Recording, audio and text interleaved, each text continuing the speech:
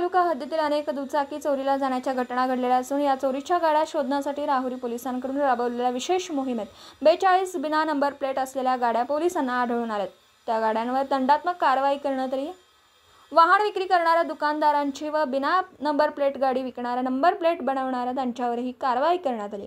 Rahuri police station हद्दीमध्ये बऱ्याचशा दुचाकी गाड्या स्वस्त व अत्यंत कमी किमतीत विकत घेऊन त्या गाड्या बिना नंबर प्लेट वापरल्या जातात अशी माहिती पोलीस निरीक्षक संजय ठेंगे यांना मिळाली। दिनांक 26 रोजी बिना नंबर प्लेट मोहीम राहुरी पोलिसांनी हाती घेतली होती। त्यामध्ये त्यांना 42 दुचाकी वाहने बिना नंबर प्लेटची गाडी आढळून आल्यात। सदर वाहनांवर 18,500 रुपये दंडात्मक कारवाई करण्यात आली आहे।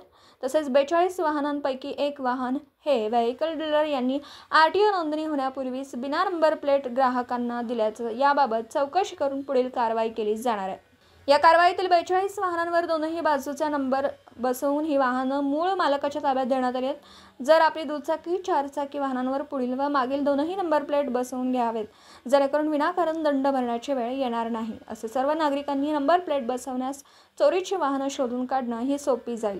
नवीन वाहनांवर नंबर प्लेट नसल्याने त्यांच्यावर सुद्धा ही कारवाई करण्यात आली। तसेच सदरील वाहन नंबर प्लेट न लावता शोरूमच्या बाहेर रोडवर आल्याने शोरूमवाल्यांना सुद्धा आरटीओद्वारे पत्र पाठवून त्यांच्या विरोधात कारवाई करण्यात येईल असा इशारा राहुरी पोलीस निरीक्षक संजय ठेंगे यांनी दिला।